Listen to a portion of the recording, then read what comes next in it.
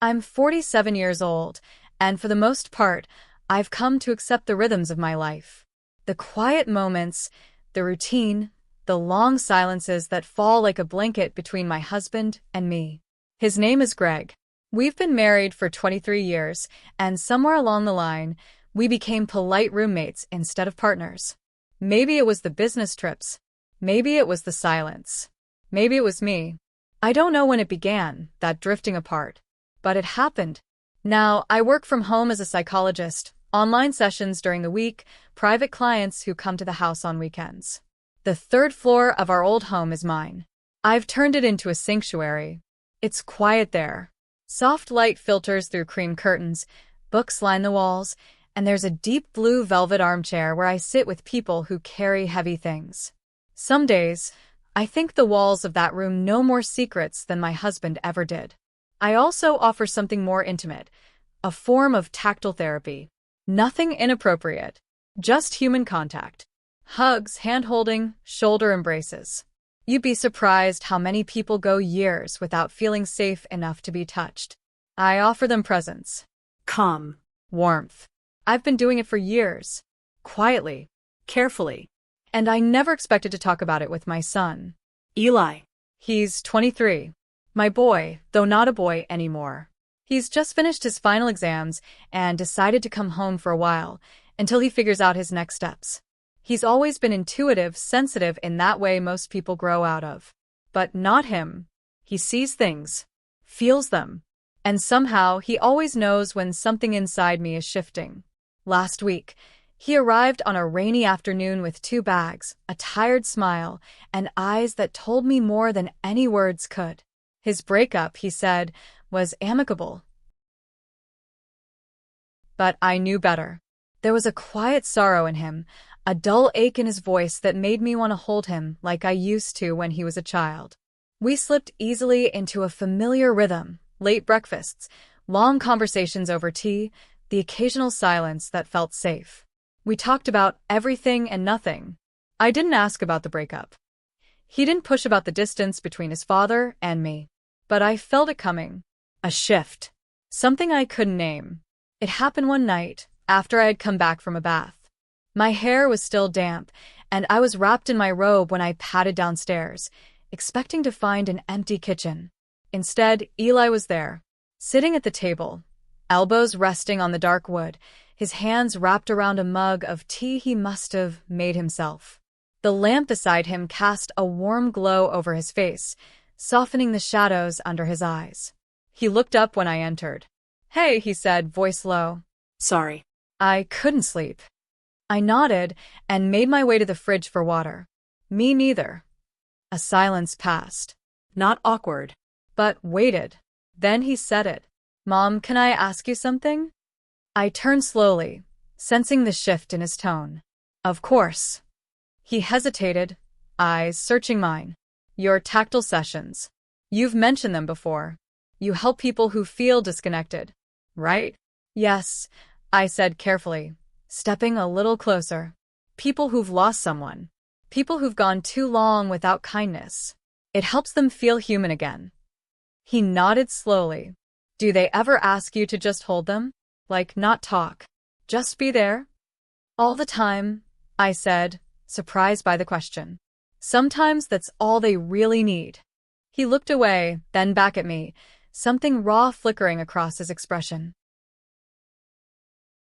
"Do you think," he said quietly, "it would be weird if I said I might need that too? Just lately, with everything that's happened. The breakup. The stress. I feel like my body doesn't know how to rest. Like I forgot how it feels to be safe." Something tightened in my chest. It wasn't the request. It was the vulnerability in his voice. The way his words curled around something I knew all too well. "I don't know if that's wrong," he added quickly. "I just trust you. And I feel like you understand this better than anyone else." For a long moment I didn't speak. Because the truth was, I didn't know how to respond. This wasn't like comforting a little boy with a scraped knee. This was my adult son, asking to be held. Not as a child, not even as a patient, but as someone seeking something deeper. Something wordless. "I'm not sure how it will feel," I said finally, my voice barely more than a whisper. But if it helps you feel safe, then yes. He nodded, and I could see something relax in his shoulders. Not relief, but readiness. I turned away, my heart thudding against my ribs as I filled my glass with water. I wasn't scared. Not exactly. But I knew, in that moment, that something had shifted between us. And I didn't know if I could ever unfeel it. The next morning, everything felt the same on the surface. Eli was already awake when I came downstairs, sipping coffee and scrolling through something on his phone. He looked up, smiled, and greeted me like any other morning. But something in his eyes lingered. I felt it too, an invisible thread now tying us to that conversation from the night before. He hadn't mentioned it again, and neither had I. But his presence was heavier, fuller. Like he was no longer just my son passing through home on a short visit. He was here, really here. And suddenly, I was acutely aware of the way the air shifted when he walked into a room. The silence between us no longer felt like space. It felt like anticipation. At noon, I had 2 online sessions scheduled. I excused myself and headed upstairs to my 3rd-floor sanctuary. That room, my workspace, had always been a place of calm. A nest. The clients who came there trusted it. They told me their stories with trembling voices and closed eyes. They cried into the soft cushions of the armchair, leaned into my shoulder when words became too much, and left lighter, somehow. But that day, I found myself distracted. Not by the clients. By him. After the final session ended, I remained seated for a long time, staring out the tall window. The autumn wind stirred the trees outside, and the light glinted off the empty mug on my desk. Eli's voice echoed faintly in my memory. I just trust you. That trust weighed on me. Because trust is easy when things are clear, when roles are defined. But what happens when those lines blur? That evening I cooked dinner and he insisted on helping. We moved around each other in the kitchen with a rhythm I hadn't felt in years. Chopping, stirring, teasing each other over seasoning. It felt natural. Intimate in a quiet, domestic way. And yet every time our hands touched, passing a knife, brushing against a pot, I felt the brush of something I couldn't name. We sat down to eat, and for a while, it was just conversation. Light. Safe. But then he asked again. About what I said last night. I paused, fork halfway in my mouth. You don't have to if it makes you uncomfortable, he added quickly, eyes lowering. It's just, I haven't really been touched in weeks. Months, maybe. Not in any way that felt real. I put my fork down gently. It doesn't make me uncomfortable, I said. It makes me thoughtful. He met my gaze. Thoughtful. I nodded, because it's easy to give that part of myself to clients, to strangers. But when it's someone I love, someone I know, it's different. More vulnerable. Eli swallowed hard. I think that's what I need, he said quietly. Not just the contact, but that feeling of being known and still accepted. The silence between us deepened. I can be that for you, I said at last. We didn't speak after that. Not for a while. We finished dinner, washed dishes side by side, and when the kitchen was clean, I found myself standing at the base of the stairs, waiting. He followed me. We climbed in silence to the 3rd floor. The door creaked softly as I opened it, revealing the cozy room lit by amber lamps and softened by shadows. I motioned toward the couch. Sit. Eli obeyed, his posture stiff, uncertain. I sat beside him, not too close, not too far. And for a moment, I was the professional again. Calm. Grounded. Close your eyes, I said gently. He did.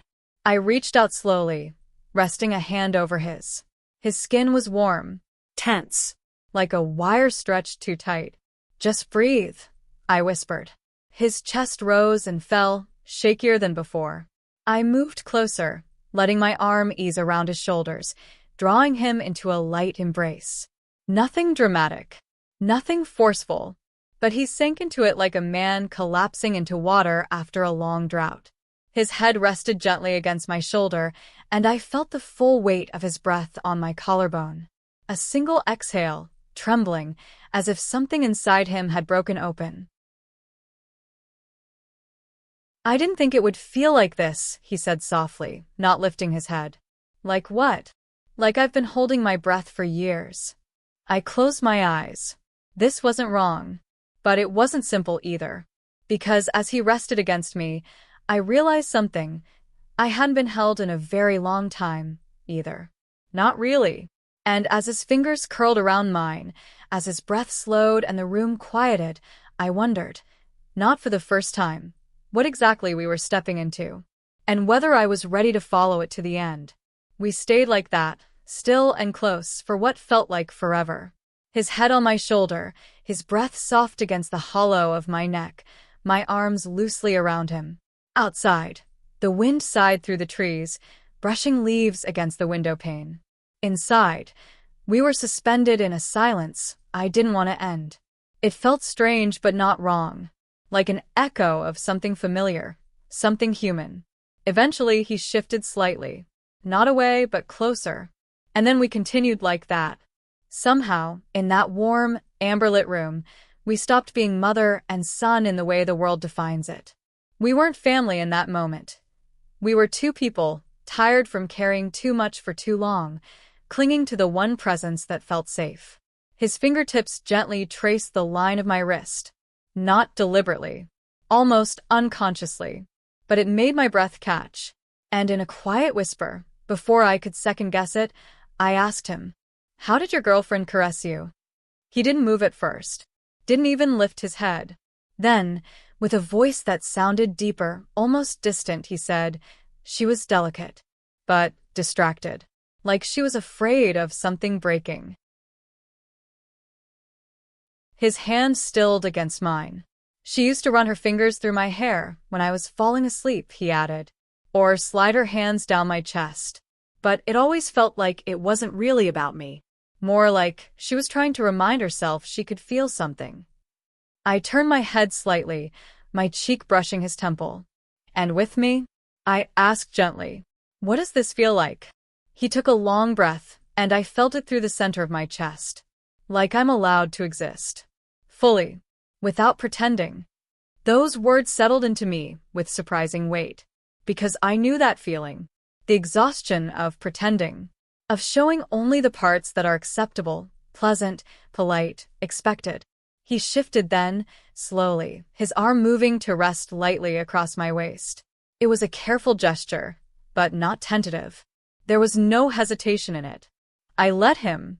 We didn't speak again for a while. Just breathed. In and out.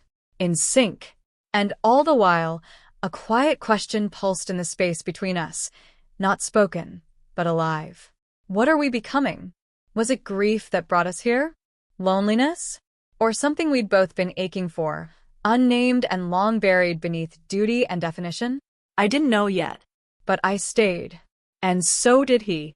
The storm began as a low growl somewhere beyond the hills, rolling through the evening air like a warning. By the time we noticed, rain was already tapping against the tall window of the third-floor room, the world outside flickering in pale bursts of lightning. Eli sat beside me on the couch, his gaze drawn to the trembling glass. "It's going to be bad," he murmured. "I can feel it." He'd always hated storms. As a child, he used to run into my room when thunder cracked too close, clutching his blanket, pretending he only wanted to check the windows. I would let him crawl under the quilt until the noise softened and his breathing slowed. Years later, the habit was long gone, until now. Another flash split the sky, followed by a deep, shaking rumble that seemed to travel through the walls. He flinched slightly, and I reached over instinctively, resting a hand on his arm. "Still afraid of thunderstorms?" I asked softly, a small smile tugging at my lips. "Some things never change," he said, his voice low but steady. "I know it's childish." "It isn't," I said. "Fear has memory. It never really grows up. It just hides until something wakes it." He looked at me then, eyes reflecting both the lamplight and the occasional flicker of lightning from outside. For a moment, it felt as though time had folded over itself, Like I was looking at both the little boy he'd been and the man he'd become, existing in the same fragile instant. The wind howled, rattling the window panes. The power flickered once, twice, then held. The air smelled faintly of rain and old wood. "Let's just stay here for the night," he said suddenly. The words hung in the dim light, quiet but heavy. I looked toward the door, toward the dark stairwell that led down into the silent house. The idea of walking those creaking steps in the half-light of a storm didn't appeal to me either. And the thought of him alone up here, tense and sleepless, felt worse. "All right," I said finally. "We'll stay until it passes." He nodded, settling back into the couch. Another crack of thunder rolled across the distance, closer this time, making the lamps flicker again. For a while we said nothing. The rhythm of the rain became its own kind of heartbeat, steady, unrelenting. I could feel the tension between us, not sharp but taut, like a string drawn just before the note. Eli leaned forward, elbows on his knees, his voice barely a murmur. "It's strange, isn't it? How this house still feels safe, even when everything else doesn't." I studied him in the wavering light. "Maybe because safety isn't about the place," I said. "It's about the people who make it feel that way." He turned his head slightly, his expression unreadable. "Then I guess I'm lucky to be home." Outside, thunder rolled again, long and low. The storm moved closer until the room flickered white for an instant. I felt that old ache again, the one I tried not to name. The need to hold on to something you know you shouldn't, simply because it reminds you you're still alive. We sat there through the storm, not touching, not speaking, just listening to the rain, the thunder, and the quiet breaths that filled the spaces between. And in that silence, the walls of the third-floor room seemed to pulse with everything we couldn't say. The storm outside refused to rest. Rain lashed against the windows, and the branches of the old maple scraped the glass like restless hands. Every few minutes, thunder rolled across the sky, shaking the walls, then fading into a low, exhausted hum. Neither of us could sleep. "You really don't mind me being up here?" he asked quietly, glancing towards the door as if he might be intruding. I shook my head. "Not tonight. The storm has always been worse on this floor. Sometimes it helps to have company." The thunder rolled again, louder this time. I felt it under my feet, a tremor that seemed to come from the earth itself. Eli flinched slightly, then exhaled, forcing a nervous laugh. I reached over and rested my hand on his forearm. "You're fine," I said gently. "You're safe here." His breath slowed down. "You always say that like you mean it." "I do." For a while, we just sat like that, hands resting together, the storm wrapping the world outside in its restless music. "Your work," he said suddenly, "the tactile therapy, is it ever hard? To carry everyone else's loneliness?" I considered that. Sometimes. But touch isn't just comfort, it's language. It tells people they still matter, that they're still seen, even when words fail. He nodded slowly. "And who tells you that?" The question landed heavier than thunder. I didn't answer right away. My throat felt tight, my thoughts a blur of everything I hadn't allowed myself to admit. "No one," I said finally. "Not anymore." He shifted closer, our knees almost touching. The air between us thickened, not with heat, but with the kind of honesty that only surfaces when the world outside is too loud for pretense. "Then maybe," he said softly, "you should let someone remind you." The lamp flickered once, dimmed, then steadied. He didn't move closer right away. He just looked at me, waiting, as if asking a question without words. I did not answer with words either. I simply reached out, letting my fingers trace the edge of his sleeve before settling gently against his shoulder. He leaned into the touch. For a moment, neither of us breathed. The storm filled the silence, the rain against the window, the long roll of thunder, the soft hum of something breaking open inside both of us. I let my hand rest there, then drew him slightly towards me in a quiet, careful embrace. He did not resist. His arms came around me, steady and warm, as if we'd both been holding our breath for years and finally exhaled. It wasn't passion. It was relief. A long, wordless understanding that neither of us had planned for. When he raised his head, his face was close enough that I could see the reflection of lightning in his eyes. And then, without hurry or fear, he kissed me. It was gentle, more question than statement. The kind of kiss that asked, "Is it all right to feel again?" I did not answer. I just stayed there, my hands resting lightly against his back, the thunder echoing somewhere far away. And for the first time in a very long while, the storm outside didn't frighten me.